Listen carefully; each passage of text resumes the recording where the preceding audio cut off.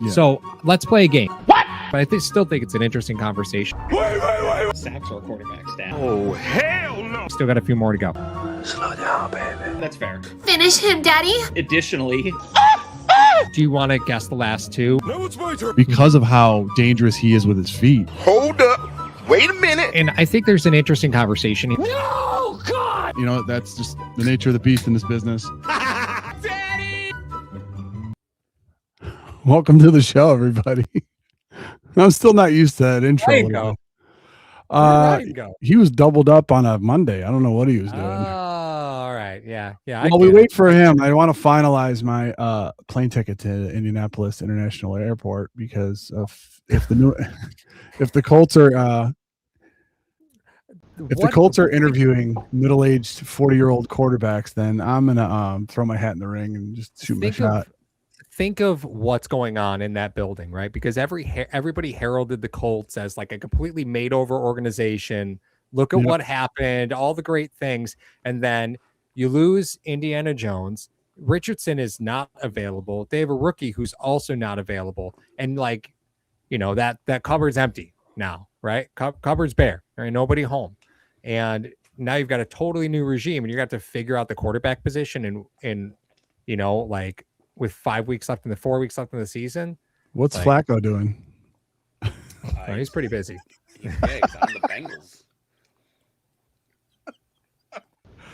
Ladies and gentlemen of Hashtag Nation and Bills Mafia, welcome to the Hashtag Sports presentation of the Buffalo Bills versus the Cincinnati Bengals post game. And we're going to preview the Patriots coming up.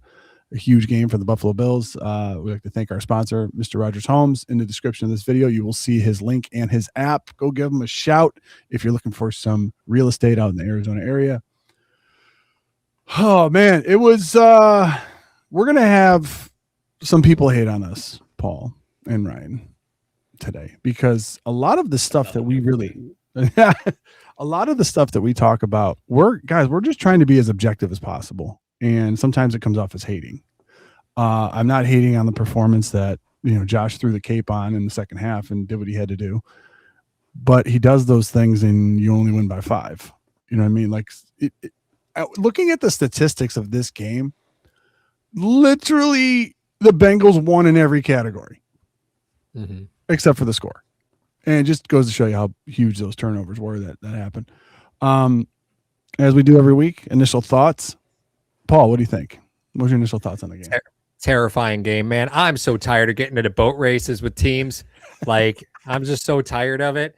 And, snowy game, no wide receiver separation, just enhanced, no wide receiver separation. You saw, Harris didn't get a welcome to the NFL moment in the end zone. There's a lot to write home about for this game. I'm glad it happened now, so close to the playoffs. Because the Bengals record aside, they're a good football team. Like we said that last week, Ryan. They're a good football team. Don't let the record fool you. Yeah. They showed you everything that they had because every game for them is must win, right? They have to win every game. There's no losing is not an option for them. And that's a playoff team. That's what a playoff team looks like. And that was scary. Who knew, right? The defense would come up with back-to-back interceptions. Who knew? Who knew? And, like we talked about last week, right? This was a better Bengals team than a lot of people were going to give it credit for, even though Burrow didn't look great the week prior, right? That to me is just window dressing, right? You knew how good this team was going in. Yeah, I mean, he did. We talked about it last week, right? He didn't have T. Higgins. You knew that wasn't that full arsenal of weapons. He was coming off of an injury where he had missed, I think, 9 or 10 weeks. And Joe Burrow is, from a pocket passing standpoint, probably the best in the NFL when it comes to just a guy that just stands in the pocket, old school style of quarterback. And we saw it a lot, right? Early in the game, Buffalo looked like they were getting some pressure, right? They were getting some noise around Burrow, and he just wasn't getting rattled. And that's Joe Burrow's MO. That's why they call him Joe Cool, right? He just stands in that pocket, Mario, and he just picks you apart. And if you bring pressure, he throws into it. He does all the right things. He makes all the right reads. It took an incredible play by Christian Benford to kind of get Buffalo stable on defense, right? And it took Josh going sicko mode in the fourth quarter to put that football game away. I mean, James Cook had a decent game aside from the 2 fumbles, which like we need to talk about that, right? He's got 6 fumbles. He's lost 3 of them. It's a career high in both statistics this season. Like that's a problem as you head into the playoffs, right? And you head into this weather. You know, and but this is in my opinion the hardest game that they had left on their schedule. Like I don't think Philadelphia is that good. We're watching this game tonight. Like they can't get out of their own way at this point. I'm not sold that New England is very good at this point. I don't think that they've really beaten anyone of any ilk at this point. And then you've got Cleveland and you've got the Jets, right? Like this is not a difficult schedule going forward. Mario, I'm sure we'll get into it. We talked about playoff scenarios for the Bills heading into the last 4 games of the season. But you're right, Paul. Like this is a better Bengals team than I think a lot of Bills fans expected to see. Yeah. Joe Burrow makes that team. Joe Burrow is to Cincinnati what Josh Allen is to Buffalo. Like when Joe Burrow's on the field, the Cincinnati Bengals can play with any team in the NFL, right? And they showed it on Sunday. And for the Buffalo Bills, like this is the type of team that you're going to see in the playoffs. And I have concerns about this defense. Like I still have concerns about this defense. Oh, yeah. And I still have concerns about the way that McDermott is running this defense out there and what he's doing with this secondary and with this pass rush, and why is it taking him so long to start blitzing, and why is it taking him so long to start playing man, and why, you know, like all of the things. So a lot to talk about. Like good win, big win, fun win. Anytime Josh does what Josh did, it's fun to watch. But there's a lot of things that, you know, you have to be concerned with if you're Buffalo going forward. I mean, there is a huge smokescreen when it comes to the Buffalo Bills. I was talking to somebody a couple weeks ago, and I think I mentioned a couple weeks ago on the broadcast. You talk about their pass defense. They're like, oh, their pass defense is ranked. They're pretty high. They're pretty good, right? You know, no, that's because everyone runs. Then no one throws on them is because everyone's running on them. Their pass defense isn't as good as the statistics will show. And I think Burrow exposed a lot of that. And you know, Ryan, I even told you during the game, I'm begging this guy to play man under 2 deep and just bring some weak side pressures. He brought weak side pressures. He got pressure with Dorian. He got pressure with Benford. He got, you know, but they were able to disguise it very well. I think we could talk about the negativity and some of the things that this defense has to fix, but Cole Bishop has been a heck of a bright spot for this team, and finally seems like he's getting in a rhythm out there, and he's communicating and doing a bunch of different things out there that you think a like 4 or 5 year vet would do. And he's doing those things now. So when we do talk about being a McDermott, and people like to always bring up the picks and stuff like that, yeah, there are some holes there, but he has hit on a few guys. So let's not, you know, you drafted Allen, guys. Like he kind of gets a pass for a little bit on some of those. But yeah, Paul, like going over the defense, we'll start with them first. What do you think is the number one concern? I think I know what your answers are going to be, but I still want to ask it. What is the number one concern for you going into the last 4 weeks, and especially into New England, for this defense? Well, I mean, I think you realized in this game that you are a Joey Bosa away from being like completely, you know, like inept and past, you know, in pass rush. Mm-hmm. I mean, that's an over exaggeration, right? But I think it brings to the point that you just paid Rousseau, yet you have to have Joey Bosa to make Rousseau like a more of a contributor. Like that's the stuff that I think once you sign guys to contracts and you start peeling back the layers, that's the stuff that I think you kind of want the do-over on, right? Like you buy into Rousseau because he's young.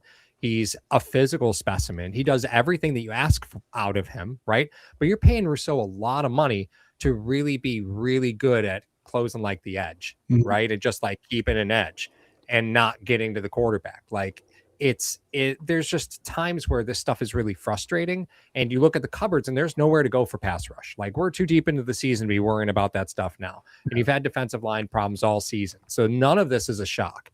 And it's troubling to me when I have to look at Joey Bosa and say, hey, Bosa, we're going to need you to play 60 snaps today. And then you say that to him a couple weeks in a row. And then lo and behold, now you're without Joey Bosa. Right. Like, so I think your secondary is going to hold up just fine. I think they're going to play as well as your pass rush allows them to play, right? Yeah. But being without Cole Bishop, that's your team's leading tackler. Like, that's a big hit, misses time. That's a big hit. I do want to get to the one question that I saw in the chat. Miguel says, do you guys think the Bengals make the playoffs? Just to remind you, the Bengals still have to go through the Ravens next week. Well, then they get the Dolphins, the Cardinals, and the Browns. So not the worst way to close your season. But I mean, realistically, they're going to finish the season at 7 wins because they're at 4-9 right now. I don't know if they beat the Ravens. I mean, maybe they do. But right now, man. The Ravens are a mess. You're right. I mean, they just beat the Ravens 32-14 the week before the Bills, or the game before the Bills. So, and Burrow is it possible? I suppose. Yeah. I mean, again, is it possible? I suppose. But even at 8 wins, I think they need so much help. Yeah, they need to win out, and then I think they need at least 3 losses from Baltimore and at least 3 losses from Pittsburgh. Probably not going to happen, right? So their only path. I mean, it very well could. Those teams are in shambles right now, so it very well could happen. But I agree. I think that's just too much help to get them in the playoffs. I want no part of Houston. Get them out of here. Seriously. That Houston team. That defense looks scary, right? It's terrifying. That's a playoff defense. Stroud is terrible. Oh my God. So many throws last night. He was throwing balls into the stands. And I was like, oh my God, what is this guy even see? But the Bills are still recovering from that Houston game, right? They're 2 games removed. And they're still without Spencer Brown. They're still recovering. They really got beat up in that game. The whole team got beat up. I mean, if that wasn't the wake up call that you needed to be like, listen, we have to punch some of these people in the mouth, literally. That's what has to happen. And right. Less than 1% chance for the Bengals currently. Yeah, guys, can we break from the Bills talk just for a second? Ryan, I'll get back to your point in a second. Can we just talk candidly as human beings about the T. Higgins situation? Yeah. I was uncomfortable watching that guy out there drop every pass that he should catch because his head is scrambled. What are we doing as a league and an organization where I know you have to win the game and you need your best players out there to do that. I fully understand that. We've all played with injuries. That's nothing new. However, due to the new protocols, how is he back out there after that second quarter sideline play where his head just right off the sideline and you're still going, he's good. What? Yeah, and he couldn't even get up after that play. No. He sat on the field for a long time. And then he hit it again after he was cleared in the fourth. Back into the tent again. And then the least surprising thing in the world, right? Today he's in the concussion protocol. It's well, no shit, he's in the concussion protocol. We all watched it, right? It was no different than when Tua got hurt playing against the Bills. Milano shoved him and he whacked his head against the, and he got up and they were like, oh, he's okay to go. And we're like, what? What do you mean he's okay to go? This isn't. When it's diagnosed, I mean, it's a problem for the NFL when fans are diagnosing these things, right? You've seen guys whack their head and they get pop back up and then all of a sudden they're in the tent. And you're like, oh, okay, well that seemed innocuous, but maybe he got his bell rung or whatever. But that's window dressing to me, though. I mean, that was clear as day what's going on here. And for the NFL and the NFLPA to so quickly come out and say nah, he went through the protocol and he's good and everything was followed correctly. I don't know, man. It's a tough look, in my opinion. Oh, 100%. And you know what? We all are fans. We all, we want the Bills to win, obviously. This is a Bills station channel, all other stuff. But Paul, we always take a step back and get the human element of it. This kid, he's got his whole life ahead of him. Don't do this. Don't do this to him. I know you want to win the game and you need him out there, but please, for the love of God. So correct me if I'm wrong, but Rashid Rice didn't get pulled after that hit by Petrie last night, right? Oh, no. He got hammered. That was a body to body. I get it, right? But yeah, I get it. But you see his arms just ragdoll, right? His arms ragdoll when he hits the ground. Mm-hmm. So that to me is again another example of we should just take a look at that, right? And it didn't happen. He didn't miss time, right? He's not in protocol now. and he should have been because his arms ragdoll. Like I think you just have to again, like this is football, right? So the kids are raised to be tough in the sport, and like Peyton Manning used to talk about it all the time, how he'd do poorly on their cognitive tests so that way he could get out of what minimal concussion protocol they had back then. So he'd do poorly on their structured tests. So that way, even with his eggs scrambled, he'd still be able to pass that test, right? Like that, he admits to doing that. So it's just one of those circumstances where the game is bigger than like life is a bigger game than football. And it just sucks to see guys, try and man up for their team when the reality is the best thing they could do is get out of the way, let somebody else try and step up and fill their shoes, give somebody else an opportunity, because you're making millions of dollars, but you're making millions of dollars to play when you're healthy. Like Higgins was. It's not going to get better for the NFL, right? As these guys continue to retire and age, and these things are going to get worse, right? Like at a certain point, like you have a responsibility as a team and as a league and as an organization to protect these guys from themselves. Like there was that, remember that debate? I think it was 2 years ago, like coming out of the season with Tua, right? Where there was that really serious discussion being had, was like, does someone step in and tell this kid, you're done? Yeah. Like you cannot play anymore. We're not going to put you back out there. Because if he gets one more of those things on the field on prime time, and like his hands do the thing and he seizes, like, the NFL can't come back from that. Like it's one thing to come back from a DeMar Hamlin situation, right? Where a guy dies on the field because he takes a fluke shot.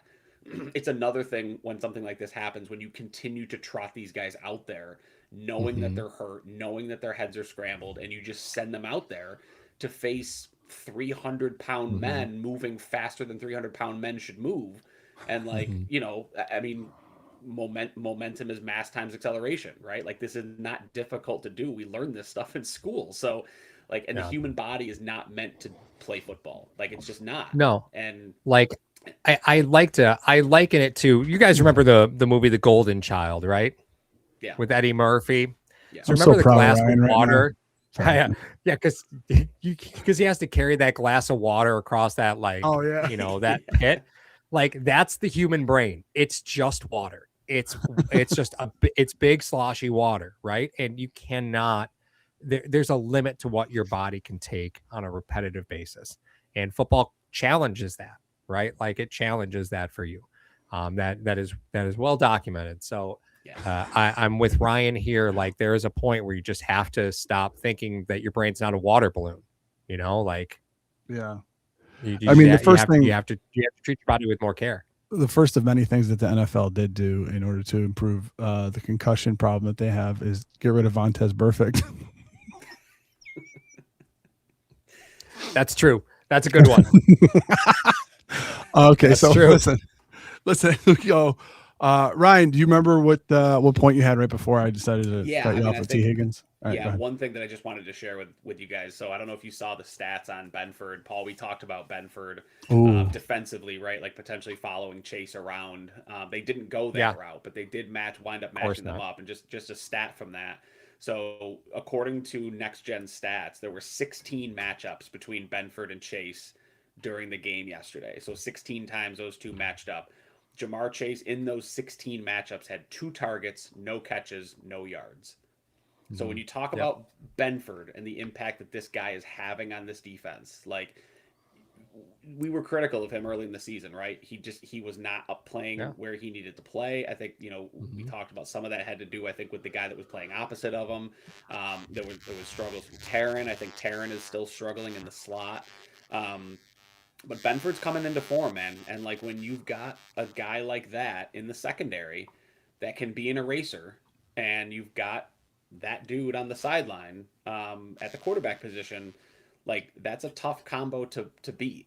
And this is as you progress, right? As you progress throughout the season into the playoffs, into this final push, like you're going to see Diggs next week, right? You're going to, at some point in the playoffs, probably see, if you see Houston, you're going to see Nico Collins. You're going to see like all these guys. And when you've got a corner in Christian Benford who can just take a guy away, like that's a big plus if you're a defensive coordinator, and especially a guy like McDermott who likes to be timely aggressive. I mean, Mario, you can speak to it from a scheme perspective, right? When you can scheme something up and you can say, I'm just going to put Taron on, let's say Nico Collins, right? And I'm going to bring pressure on Stroud and like take away his favorite target when he sees pressure. Like that's a big benefit for a football team. And if the one thing that this team has going for it on the defensive side of the football, it's Benford is playing the best football of his season so far. And if he can continue that, I think that makes this team a very, very, very dangerous football team heading into January. I think that sometimes McDermott tries to maintain the integrity of the defense, and 16 times out of 36 pass attempts by Joe Burrow. He was how many times was he? Right? Times he sacked? He was sacked once, so 37 pass attempts. Sacked him. Yeah. It was.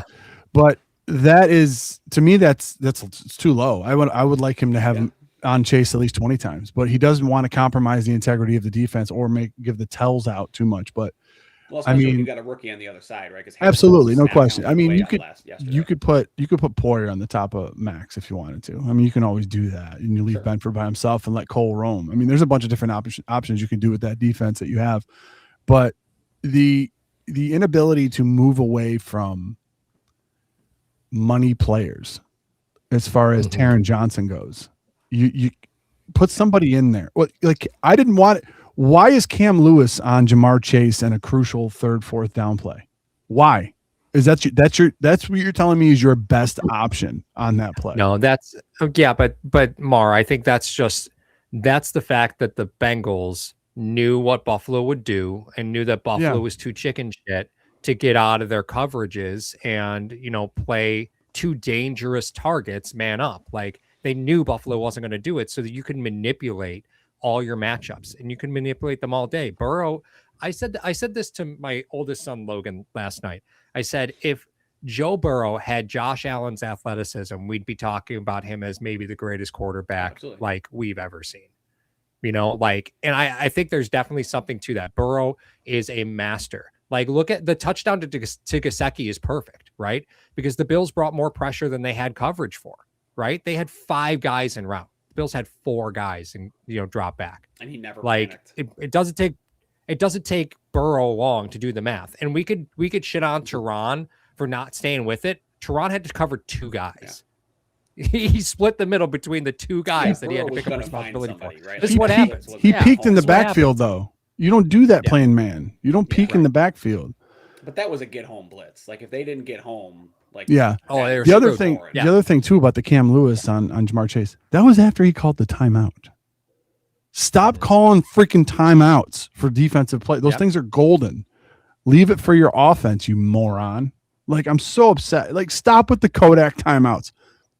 They're literally going to start coming out and stuff knowing that he's going to call it. They're going to burn one here. Let's do it. Can we talk about Mike Gesicki? The real move is Mike Gesicki being the least, I've never seen a less likable player that plays for a 4-win football team and has 1 touchdown on the season. Like, what is he doing out there? He's splitting time with Noah Fant. He can't get on the field for Tanner Hudson and Noah Fant. And he's out there doing the gritty when he scores his first touchdown of the season for a 4-win football team. Someone's got to pull him aside and tell him what kind of a bad look that is, right? It's just so bad. I mean, they were winning at the time. It wasn't that terrible. And let's and let's not also forget that he lived in the lawless Miami forever. He was in purgatory in Miami forever. So you got to celebrate. I mean, you celebrate a lot of losing in Miami. Celebrate a lot of losing. Yeah, Ryan actually knows that. The extra point timeout. Why the Bills had to burn it? Yeah, they were all celebrating. That's why they had to call the timeout. Celebrate. It wasn't that McDermott called it for any reason. It's just in the end zone with Benford celebrating, and he's supposed to be lining up for the extra point. That's what the timeout was for. It wasn't. It's not like there was. And Prater had already banged one off the post, so they didn't want to give him a chance for 5 more yards. It was not like it was 70 degrees and sunny outside, and they can't afford the extra 5 yards there. I think I think we got to talk about. Oh, I'm sorry, Mar. What were we about to say? No, it's just Galleries came in. He said every time McDermott calls a timeout for the defense, they seem to give up a touchdown the next play. Yeah. Touchdown or a first down. Yeah, every time. Every time. Like every day, Yeah. they just It's not working, bro. Stop Not it. working. Unless you send 11, like the old Engage 8 on Madden. I want nothing to do with that timeout anymore. Field goal block against the offensive play. I think we have to talk about, because we've talked about Josh Allen cape games, right? Where Josh Allen puts on his cape and takes over. Yeah. Right. That is not a game plan. No. Right. Like that's God, not a no. strategy. It can't be like break glass. It's not in a case of strategy. emergency. No. No, he Yeah. breaks the glass Yeah. every And week. I feel like that's what we saw, right, from this game was things weren't going amazing. Your defense struggled. You did get 2 turnovers, right, which completely changed the tide of the game. But guys, we can't just like it's a snowy game.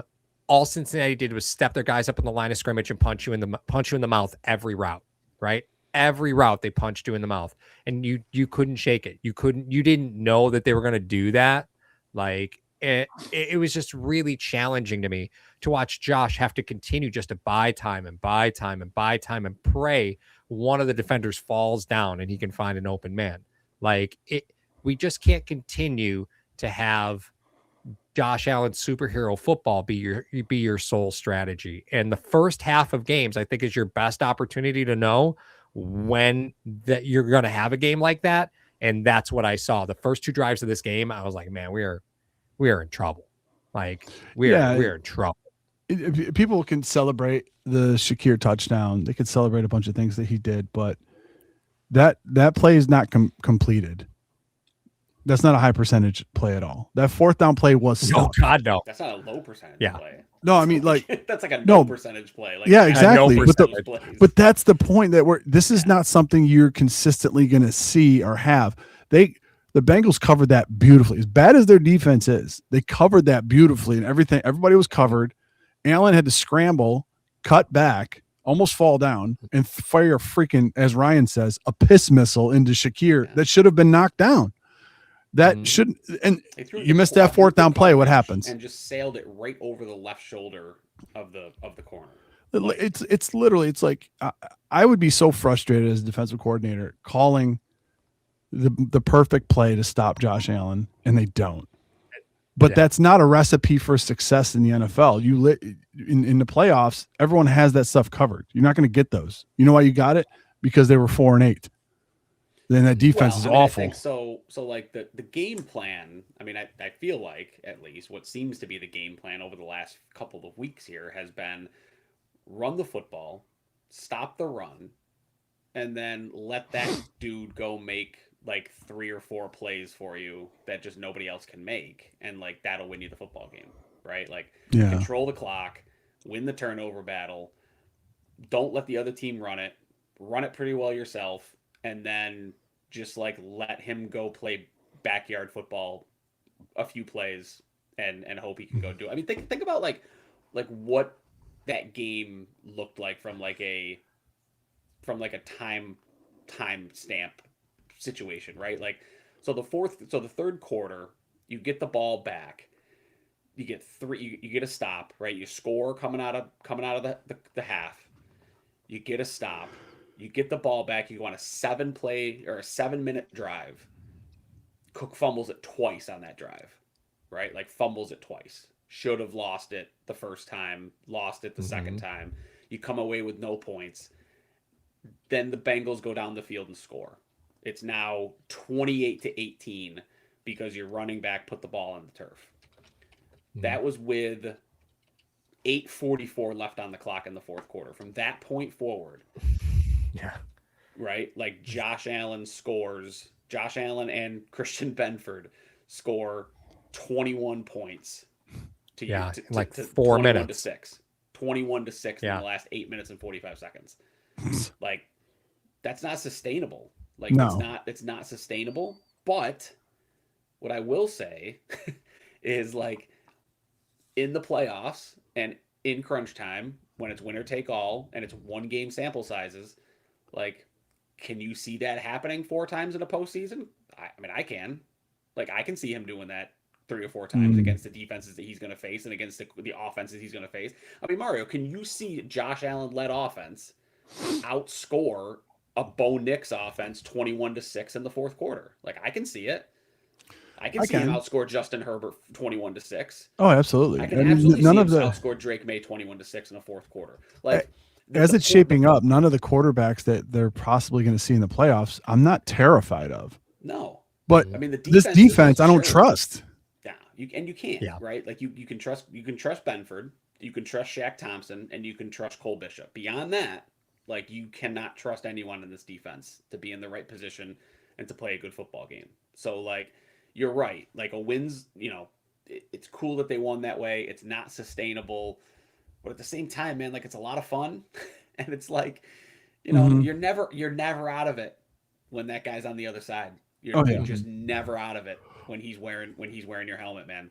And when you get to the postseason, like, run the football, win the turnover battle, keep the other team from running it, put your defense in a position to be opportunistic in pass coverage, and just, like, give that dude a chance. And that's their recipe. Right, wrong, or indifferent, man. Like, this is the ride we're on at this point. I unfortunately, and I'm gonna kick this over to Paul, and then, I don't know if you agree or disagree with this, Paul. I think their recipe is to score so many points early that it takes the run off the board for their opponent, so they don't have to defend it, and that's McDermott's version of complementary football. Yeah, I mean, I think there's a point to be made, right? Like, I do not think that they are ignoring the fact that their defense can't stop a nosebleed, right? Like, I do not think that they're ignoring that fact, because if you look at the scores of the games that they've played, right? Like, we should have known week 1. You beat the Ravens by 1, 41-40, right? Like, that should have told you everything you needed to know about this season, right? Is that you were just the goal was to score as many points as possible. That's it. And you go back and you look at we'll just take the last 5 games the Bills have played. You scored last 5 games. So you scored 30 against the Dolphins. You scored 13 against the Dolphins, you lose. You score 44 against the Buccaneers and only win by 12. You score 19 against the Texans, you lose by 4. You score 26 against the Steelers. I believe 23 of those were in the second half, if I'm remembering correctly. Wasn't that game 7-3 at half? Steelers, Bills. And then the Bengals you beat by 5 after you score 39 points, right? Like, I think the recipe here is we're just going to score 75 points a game, and we just won't give you enough time to score that often, right? Like, we're going to make you one-dimensional. But again, the fatal flaw there is, look at the Miami and the Houston game, right? You had turnover problems in the Miami game. You couldn't get out of your own way, and Houston absolutely swarmed you and gave you no time to breathe. I'll be honest with you, those are more likely outcomes in the playoffs than Josh Allen being a hero. So I disagree with you guys in that respect, right? I don't think you can ask one player to cape up for 4 games when those 2 likely outcomes of losing the turnover battle versus just simply swarming the quarterback with a ton of pressure. I think that's the more likely outcome. Like, that's why you've seen problems in the playoffs. And besides, Josh Allen's never won a road playoff game. You're the 5 seed right now. Like, you got to pray for rain to get a home playoff game. Like, you got to take care of business against the Patriots. We probably should talk about that. And then you got to pray that somebody kicks dirt on the Patriots along the way and you can somehow even the score. But, like, this is an NFL. We're looking at the Broncos as the 1 seed. Like, where are we? Like, what universe is this? Before we move into that, like, Mario, to your point, I don't know that necessarily the Bills are trying to get out early to try to take away the run. Like, I think by nature of Josh Allen being on the other sideline, like, I think teams are afraid to run the football a lot against Buffalo. Like I just went through the game log, right? So the Cincinnati Bengals scored with 4:09, I'm sorry, with 3:18 left in the second quarter. They scored to go up 21-10. Do you want to guess how many times they ran the football from that point until the end of the football game? 3. 6. They ran the ball 6 times after they went up 21-10 with 3 minutes left in the second quarter. Like, just by nature of that guy being on the other sideline, like they're afraid to go 3 and out. They're afraid to punt it back to him, and by that creates, we're going to try a run. If we get 2 yards on first down, like, we're out. We're out. We have to throw it because we can't get behind schedule when that dude is standing on the sidelines. Yeah, but Ryan, I seen it. I'm gonna stand on the other side of this though, because you also look at a defense that's giving up a ton of points, like getting away from the run. I get, right? Because you look at the secondary and say, well, okay, Benford, a little worried about rookie over here and disaster safeties, right? Like at any moment that safety can just explode, right? So their big play potential is always there, like giving up a big play. That's always there. And, you know, if you start talking about no pass rush, like it feels like I disagree with you, right? We could quibble about the Bills' problems, and then you have to take that opposite perspective and say, well, if I'm the Bengals, why am I worried about running the football? Like, why am I worried about that? Like, I'm up enough points. Like, the clock's my friend right now. Like, the clock's their enemy, the clock's my friend. Like, why am I protecting the run game against a team that's, you know, yeah, they're going to sell out for the run. That's fine. I know they're going to blow up their coverage to do it. You know, like, so I disagree with you a little bit. You know, I think it's matchup by matchup, right, at that point. But I have to disagree with you here. Just the Bengals were a far better receiver team than our secondary group, and the teams have been able to run on the Bills. So if they sell out to stop the run, I mean, I have to disagree with you. Yeah, I mean, I think when you look at the Bengals, right, smart money is you're up 10, run the football, right? Like that's NFL smart money. But when you look at I think the point I'm trying to make is that when you look at any of the Bengals and you're like, we've got these weapons, they've got that secondary, like there's no reason to slow down, but there's also like we can't slow down because of that guy, right? Like I don't know that necessarily like they're abandoning the run because they don't think they can run the football. They're not abandoning the run because they know they can throw it. I think they're abandoning the run because they know they need to score as many points as possible because like fourth quarter Josh is coming. And like that causes offensive coordinators to want to keep their foot on the gas when conventional wisdom says run the football, right? Like you've got some RJP Ryan, who's a fine running back 2. You've got Chase Brown, who's a fine running back 1. Like run the football. And they just did not try to run the football after they went up 10 points with a couple minutes left in the second quarter. They just completely went away from it. And then the drives where they did try to run the ball, they ran it on first down. It went for 0 yards, 1 yard, 2 yards, and they never ran the ball the rest of the drive. They just threw it all the way down the field. So, you know, by and large, I think the key to beating Buffalo is to control the clock. But that's easier said than done when you know that every time you score, you've got to give it back to the other guy. It's like, we're just going to have to score as many times as we can. And that comes with scoring fast, right? Like you can't run 10-minute drives and score a lot of points. Like those two things don't go hand in hand in the NFL. So I think that by nature, that caused Cincinnati to get away from the run. We'll see what New England does next week. Without Will Campbell. To see New England get away with it. I wouldn't be surprised to see New England get away from the run either. Yeah, I mean, we talked about it post game after the New England game at length, talking about the Buffalo Bills had 3 costly turnovers, and Drake May made some very impressive throws. Throws that we all knew he could make. He just hasn't made them yet. And Stephon Diggs was on a warpath to prove to Buffalo that, you know what, you shouldn't have gotten rid of me. And you know, they didn't rush the ball. They didn't run the ball very, very well, but they got key first downs running the ball at certain times with Henderson and Stevenson. So the thing about it is the Bills played a very poor game against the New England Patriots. They weren't in sync. They weren't in rhythm. They had 3 turnovers. They won the time of possession battle, and yet you only lost by 3.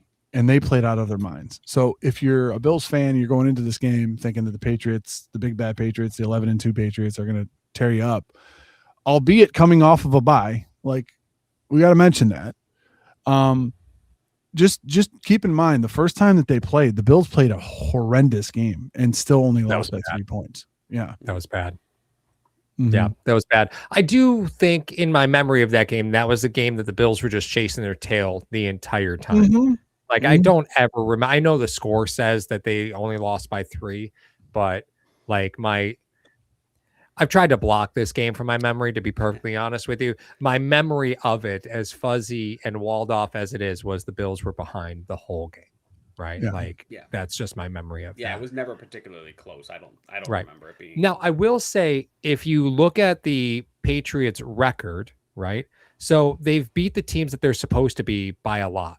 And the teams that they probably should beat, they haven't beat by much, right? So like the Giants, they beat the Giants by a bunch. The Bengals, just a couple weeks ago, they beat by 6. The Bucks, they beat by 5. The Falcons, they beat by 1. The Browns and the Titans and the Saints, they beat pretty good. The Bills, they beat by 3. Too. That was Joe Flacco Bengals. Right. Yeah. So like, to Ryan's point earlier, I know you said, look who they've played. They haven't really played anybody. True. Right. They've got Buffalo, the Ravens, the Jets, and the Dolphins to close out the season. The games against their relatively decent opponents have all been really close. Right. They've all been real close games. And that is a defensive head coach to a T. Like that's what defensive head coaches have a tendency to do. And I think Vrabel's done an amazing job with the talent that's on that Patriots roster. You cannot discount that.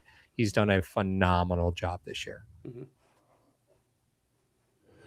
I'm going through the game myself, Paul. I was just looking at the first game with the Patriots. Mhm. Patriots come out, get the ball first, punt. The Bills fumble. Patriots fumble. Yep. Bills punt. Yep. Patriots punt. Bills fumble. And then the Patriots go 4 plays, -1 yards, end up kicking a field goal. That's the first quarter for you. Okay. So if you can't start out any worse than 2 fumbles and a punt on your first 3 possessions, I don't know how bad you can be. And then the second quarter, field goal and a punt. That's it. You're down 6-3. You should be down 21 at that point in most games. Well, yeah, 2 turnovers. Oh yeah, 2 absolutely. And then you had a costly and interception, and then everything happened after that. But go ahead. I'm sorry. What were you going to say? I mean, kudos to Drake May. Like, what a year he's having. He's 400 more passing yards than Josh Allen, 4 less interceptions, more touchdown passes. But Paul, I 23 mean, to 22. we saw Ryan Tannehill have a great year with Vrabel. Okay, let's pump the brakes a little bit. My other side of that is he's doing it without a reasonable running game, right? That's true. Yeah, that's to me is the difference, right? You look at the receivers, you're like Stephon Diggs. Name me another wide receiver for the Patriots. Most fans won't be able to do it. Most Bills fans know Diggs is there. Name me another wide receiver for the Patriots. The list is going to be short of names that they can pull. And again, they've been doing this primarily without a running game. Ramondre Stevenson is literally a finger away from a fumble on almost every carry. Travion Henderson has taken a while to get going. And like it's been a wild ride for that Patriots team, but on paper, you should beat the hell out of this team. Like you should be able to beat the hell out of this team. Yeah. And another thing too is, I mean, you're going to have, you didn't have, sorry, I bow to Mac Hollins. Bow to Mac Hollins. My apologies. You're going to have Hairston for this game, and you didn't last time. Last time, Taylor Rapp was your starting safety back there. I mean, there's so many things that are different. And I am a lot more comfortable. And the defense, albeit still struggling, has a different vibe with Shaq Thompson with the sticker on his helmet. That's all I'm going to say. I mean, I didn't miss Terrell Bernard that game. I didn't miss him. So that's one of those guys that, Bernard. We know Bernard's going to be back. I don't care. Who cares? I really don't. I don't care. Guys, this is not. What are we doing? We realize we can't. Who cares? Jeez, never mind. I don't know why I say it. Never mind. He was doubtful designation this week. Right? He's doubtful when he's on the field. What are you talking about? So I would say Paul. I think like as he trends, I think best case scenario for him is he's questionable heading into this game.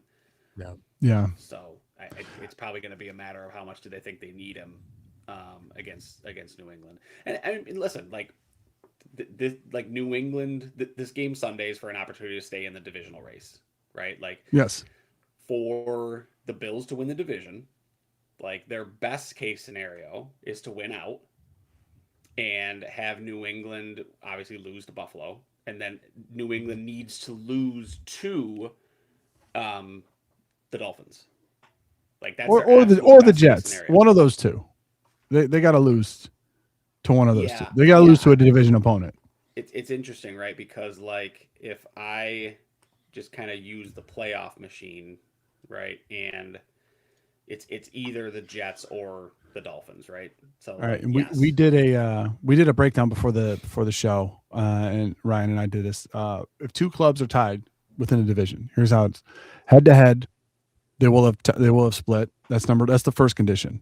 Second condition is best won-loss tied percentage against games played within a division. They will have had the same divisional record. 3, best won-loss tie percentage in common games. The New England Patriots lost to the Pittsburgh Steelers. The Bills lost to the Atlanta Falcons. That's going to be a split as well. But now we get down to the fourth condition for the split.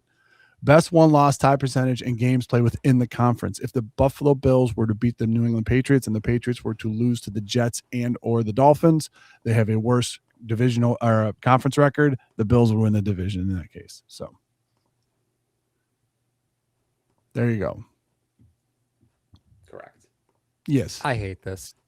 Yeah. So even with a loss to Baltimore, right? Like even with a loss to Baltimore, like they need a divisional loss outside of just Buffalo. So your only path to the playoffs right now is to win out, match them on the Ravens Eagles, right? So if they beat the Ravens, you got to beat the Eagles. If they lose to the Ravens, you can afford to lose to the Eagles.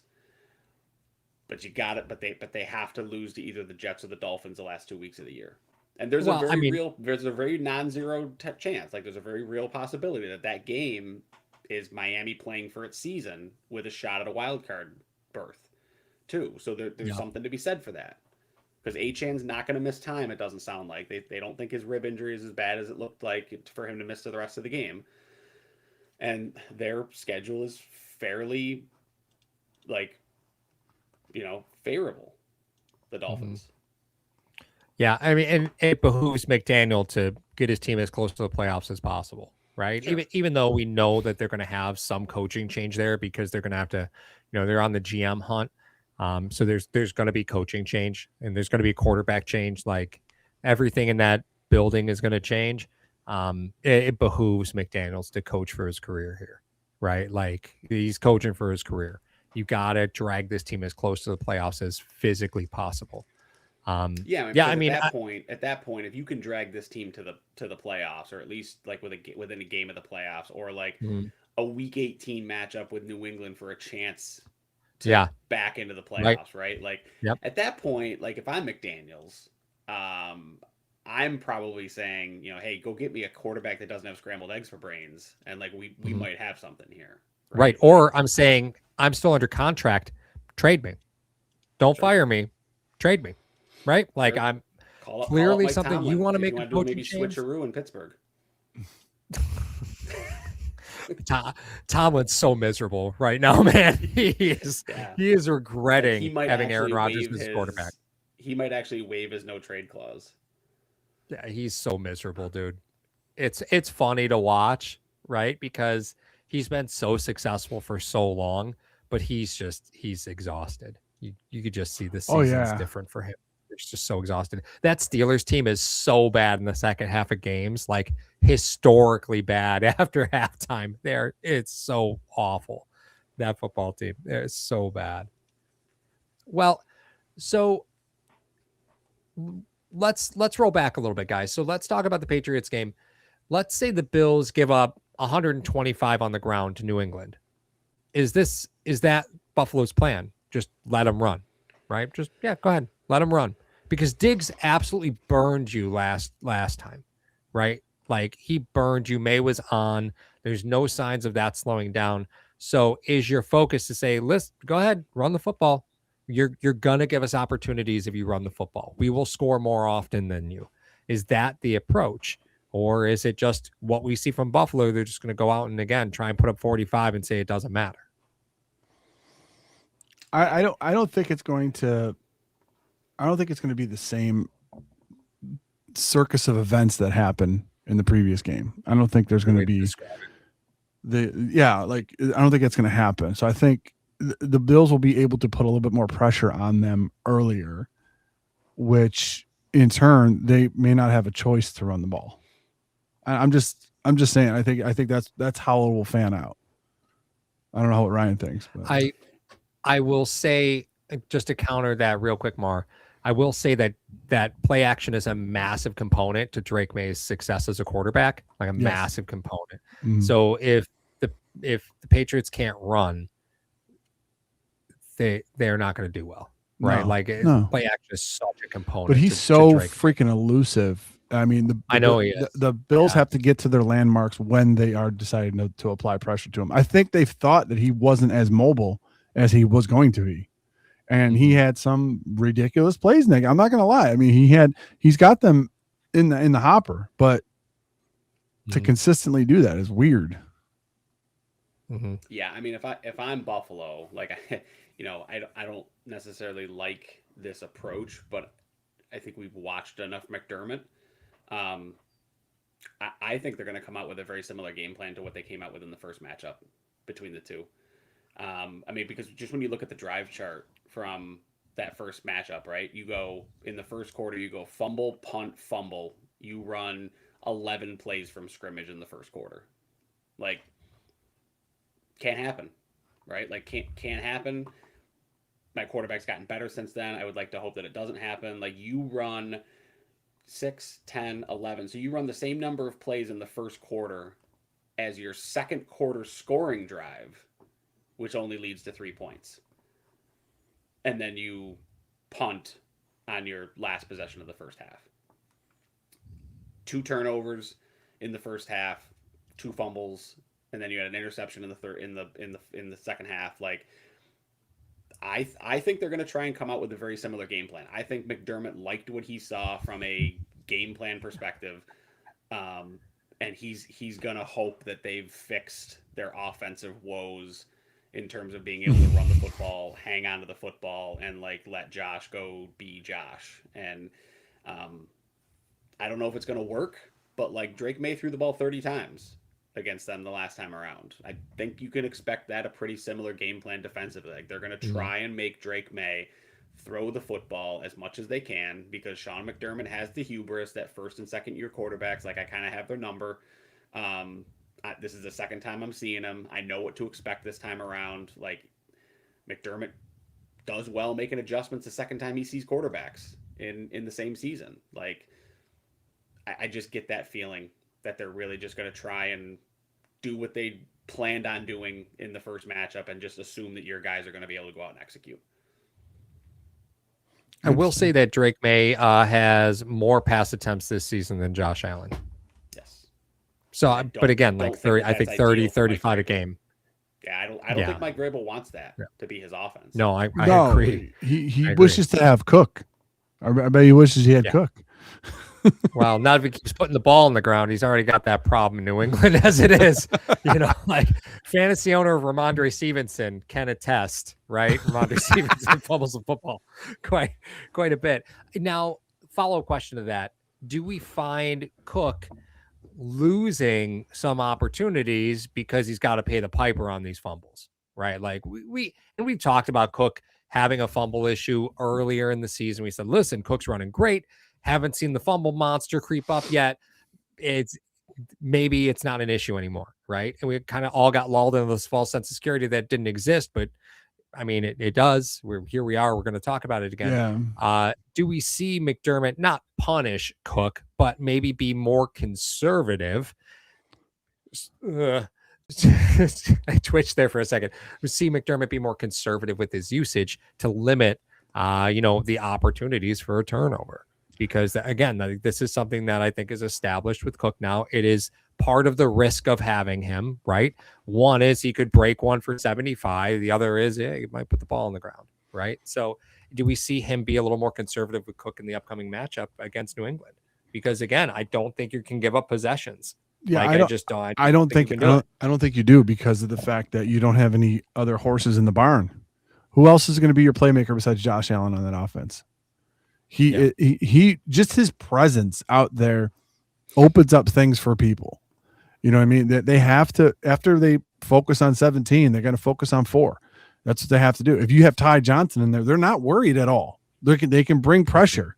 They can bring 6, and hopefully Ty Johnson does pick it up. But a lot of times he's putting Ty Johnson out in the route because he reads, oh, they're not coming, and then they end up coming, and he's flying around out there. So I think from just a sheer talent standpoint that you have out there, you have to have him on the field. And I don't think, and they may just, try to comfort Cook by saying, listen, you're carrying the ball way more than you ever did in the past years. These things happen. Like, you're okay, whatever. Let's go back out there. You know what I mean? I don't think you can afford to put Cook on the sideline for any length of time. No, the one thing they can't recreate from the first matchup is Josh cannot be their leading rusher, right? Like, Josh was the leading rusher the first time these two teams faced. Cook had 15 carries for 49 yards. They have got to figure out a way to do what they've been doing over the last few weeks. And if they're going to reduce his workload, Paul, as an opportunity to protect him, they have to figure out how to make him more efficient with those touches, right? You've started to see him get involved in the passing game a little bit. I think that's one way that they're trying to protect him a little bit. You're obviously seeing that, that duo play that they just keep going back to, that same play that they ran to however many times against Pittsburgh, and then they pulled it out a couple times against Cincinnati too, where, I mean, the goal of that play, Mario, correct me if I'm wrong, is to get him to the edge, is like get everybody to funnel inside and get him to the edge. Well, if he's running to the edge, like, better chance he's going to hang on to the football, or at least if he does fumble, it's going to go out of bounds, right? Because he's down the sideline. So yeah, I mean, he was just trying to, he's trying to reach for the end zone, and he got knocked out. Okay, that happens. That happens. The other one, he just didn't have it.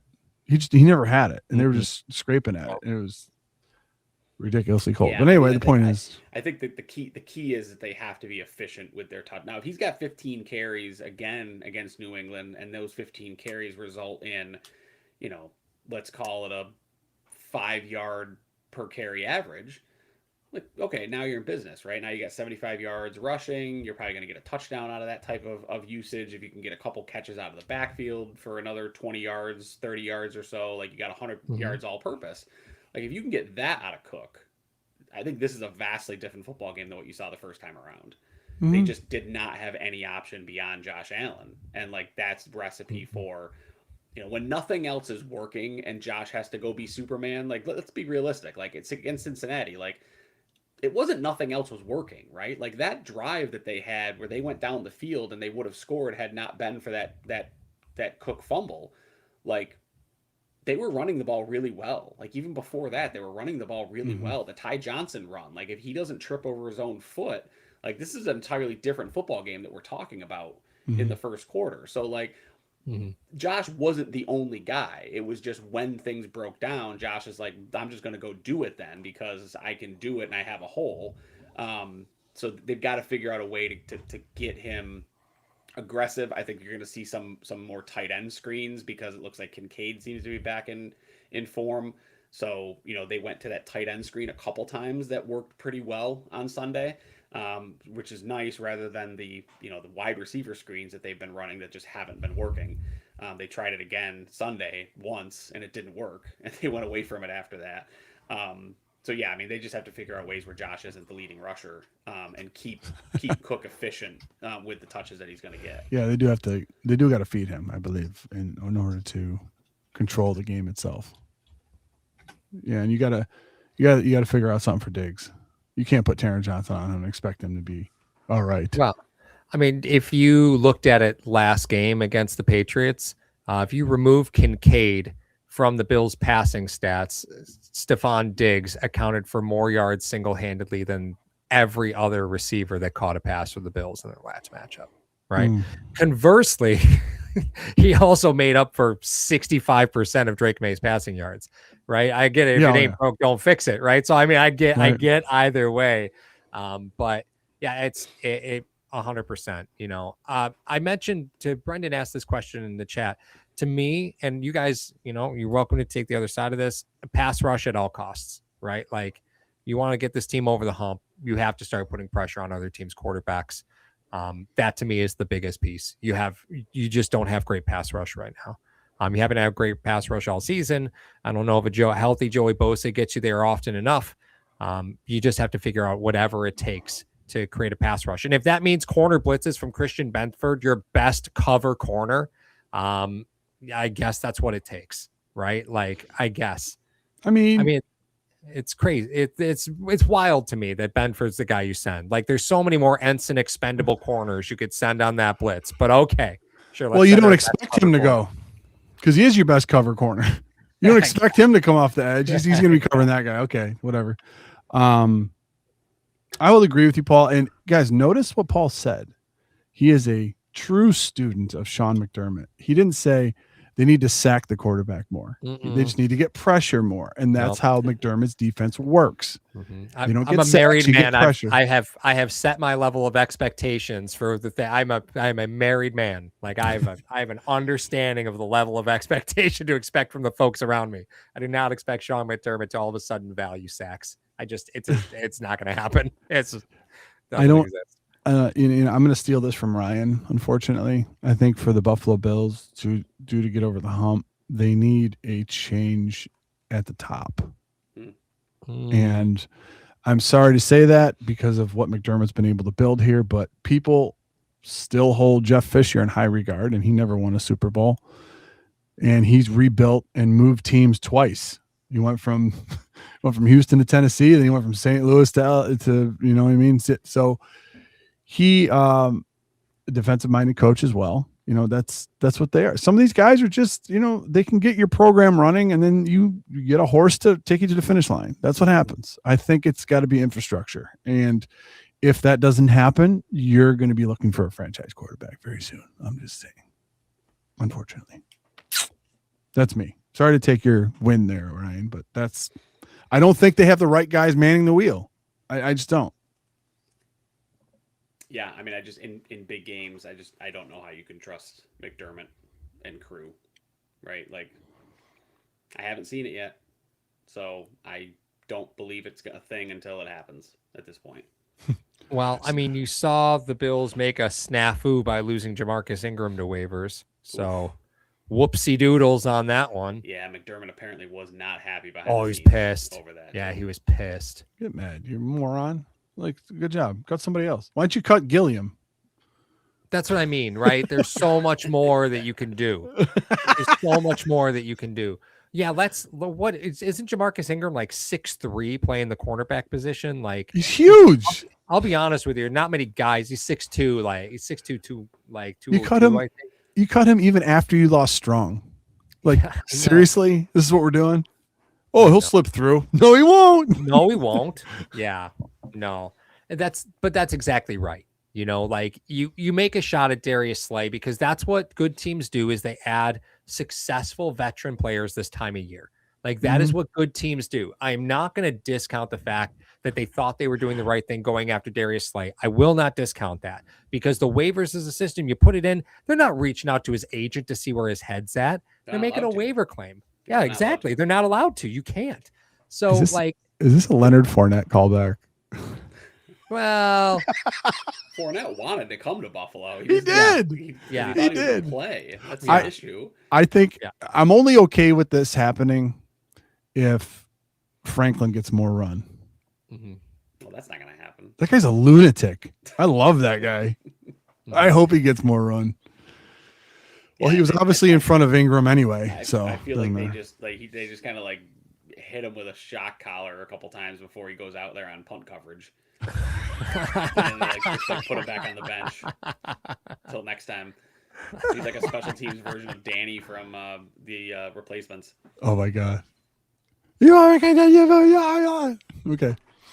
All right, guys, that's it for us. Make sure you hit the link in the description of this video for Mr. Rogers Homes, our sponsor. You can catch all of our stuff on TikTok, Twitter, Instagram, and Facebook. We'll be here next Monday, hopefully calling another Buffalo Bills victory against the division leading Patriots. For Paul and Ryan, I am Mario, or Hashtag Sports, and we're out of here. Hello, fellow Bills fans. Sean Rogers, realtor and lead of the Mr. Rogers Homes team. Did you know that real estate is one of the best ways to build wealth, and right now is one of the best times to own an investment property in Arizona? If you're interested, reach out to me. We'll have a confidential, no obligation question and answer conversation. You have absolutely nothing to lose, possibly everything to gain. As always, God bless America, and go Buffalo.